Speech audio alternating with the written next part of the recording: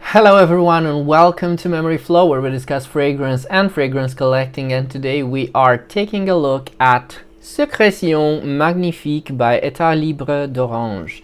Now, I've had this bottle for quite some time now. It's been, I guess, 2 years now. So I know how this smells, and I've worn quite a bit. And I'm actually surprised to find that I've worn so much of this fragrance, because I only remember wearing this once in public. I guess I've worn it or I've tried it on blotters extensively, and I've been showing it to people because it's a good conversation starter. Yeah, let me tell you that it's a good conversation starter to have this around.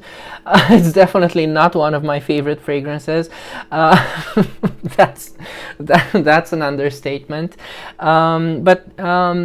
So probably you've heard about this. This is quite famous in the perfumer world, because I guess people regard this mostly as a gag fragrance, and pun intended, yeah.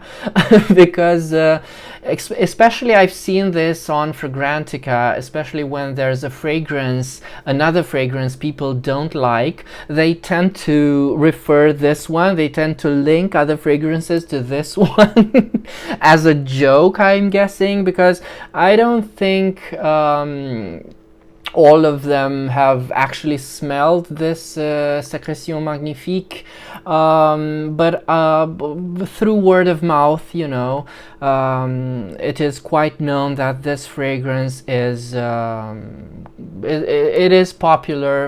It is famous for being one of the most disgusting fragrances, one of the most disgusting smells ever created in perfumery. And when I say disgusting, I mean disgusting.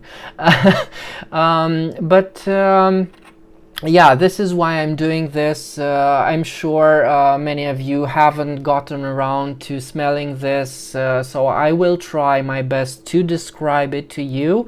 So yeah, let's do this. I'm not looking forward to this. But let me tell you this before I go into the actual smell. So of course I blind bought it. I blind bought this a couple of years ago because I went to a perfumery, but they didn't have it in stock, so I couldn't actually smell it, and that was a shame. But I would have bought it anyway because I wanted to see what the fuss was all about. So I was very curious about this fragrance, because I was always attracted to weird smells, fragrances that are not popular, fragrances that are not to everyone's liking. This is something I've been looking for since forever in perfumery. And oh gosh, one of the first things that struck me when I first smelled this fragrance after I blind bought it, was that, hey, it's not that bad. I mean, some of the descriptions I've heard people say about this fragrance were, well, not to say exaggerated, because everyone is of course entitled to their opinion. Gosh, that was a difficult thing to say. But then again, people have different thresholds for what they normally consider disgusting. So I guess that means I have a higher tolerance for disgusting smells, which I guess it's normal and expected for someone like me.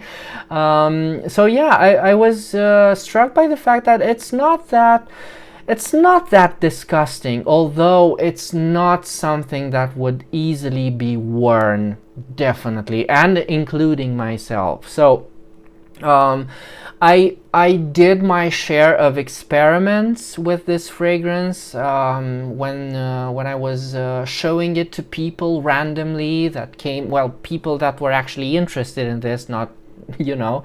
It's a shame I didn't film any of those reactions, because the reactions were quite interesting. I would just spray this on a blotter, never say anything, never show the bottle, and just, you know, have a smell of this.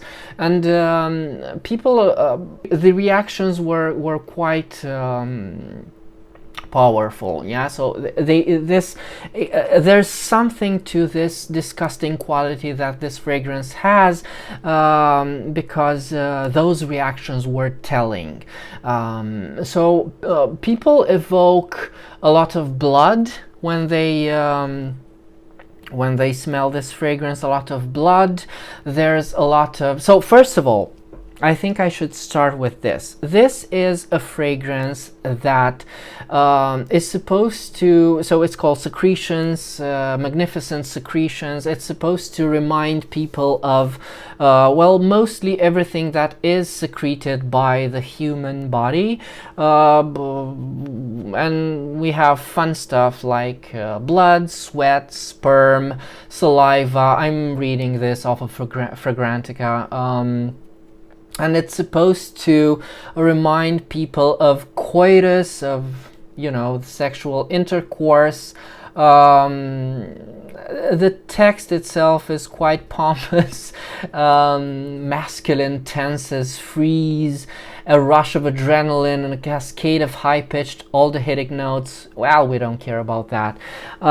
What we do care about is, as I said, what people say when they actually smell this fragrance. So I've got a lot of references to blood, sweat, a lot of references to sweat. There's a lot of saliva in this. But the fragrance itself is quite interestingly done, and I think this is quite masterfully done when it comes to this sort of smell that it's supposed to evoke something that... So this is an animalic smell, an animalic fragrance, which is not necessarily human. Because first of all, to me this smells like, you know, when you gut a fish, because I've done that once or twice in my life. You use a wooden board and a knife, and where you clean that fish, this is the smell that the wooden board has, and the knife, of course, has. To me, this is quite interesting. There's nothing, no, well, not nothing, but there's very few things that are truly human in this. Of course, I get no semen smell from this. Not quite, but there is a lot of blood, there is quite a bit of sweat, and this is the only human part, and the saliva I get. Yeah, well, fun stuff. Fun stuff.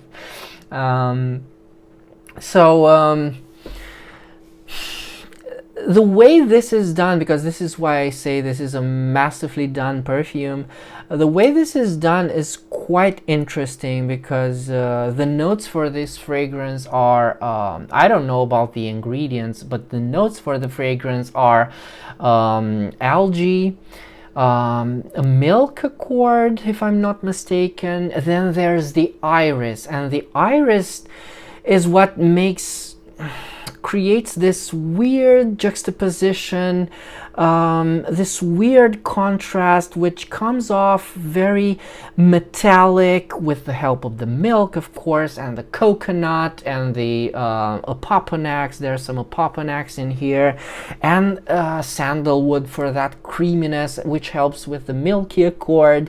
So the main contrast is between the salty, fishy, basically the smell of the sea, which is very pungent, in contradiction with the iris, which is powdery, as we all know.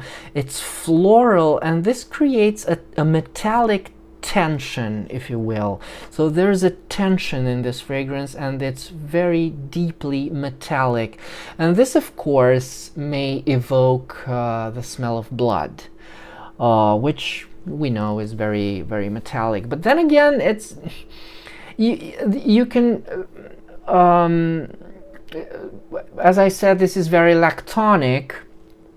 This is one of the fragrances. So if you would ask me what's the best fragrance where you would smell a milky accord, well, there are not quite a lot. There are quite a few, actually, and this is one of them. And the milk accord is fun. It's great. It's there, and it's fun to smell. So yeah, there's something very perfumey about this fragrance. It's not that disgusting, let me tell you the truth. To me, at least, it's not that disgusting. I find it very difficult to wear. I would wear it. I don't have a problem with this. I can wear this fragrance, but I do have a problem with wearing this in public. First of all, this wasn't, I'm pretty sure of this, this wasn't a fragrance that was meant to be worn, if you know what I mean. This is an experiment. This is, if I'm not mistaken, one of the very first fragrances that Etat Libre d'Orange ever created. And this is a statement. This is a fragrance they created. They wanted to have, in order to prove that a fragrance doesn't always have to be nice. You can also create weird smells, disgusting smells. Life isn't always, you know, sunshine and butterflies. Sometimes there's blood, sometimes there's semen, sometimes there's sweat and saliva and all the fun stuff.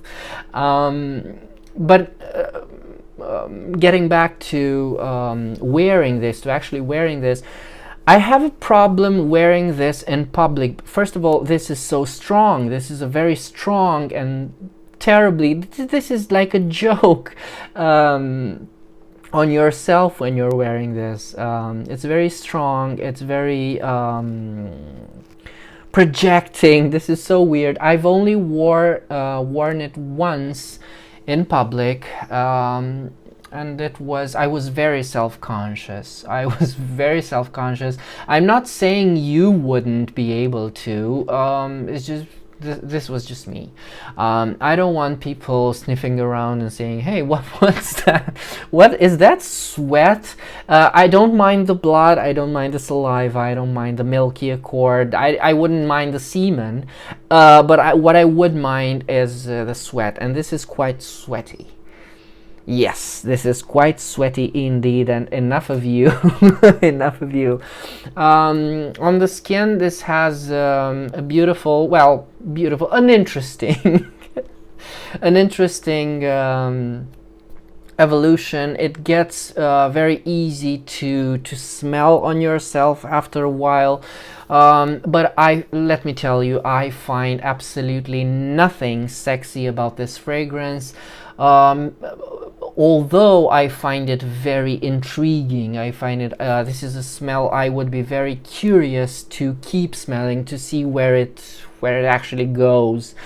So yeah, I think this is it. This was my review of Secretions Magnifiques from Etat Libre d'Orange. This is a 50 milliliter bottle. You can still find it. It's quite cheap. You can find it on discounters online.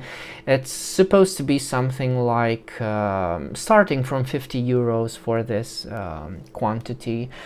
So yeah, if you're curious, I do encourage you to smell it. If you already know it, do leave me your opinions on it. Is it truly that disgusting to you, or is it you know, just something people love to hate? So yeah, do leave me your comments, do leave me your opinions, do subscribe to my channel if you haven't done so already, because it does help my channel grow. And until next time, remember, fragrance creates memories, and may yours be happy.